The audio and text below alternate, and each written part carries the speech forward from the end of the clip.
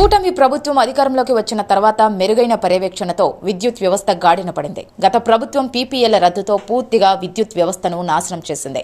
విద్యుత్ ఛార్జీలను ఎడాపెడా పెంచేసి ప్రజలపై భారీగా ఆర్థిక భారాన్ని మోపింది జగన్ రెడ్డి ప్రభుత్వం.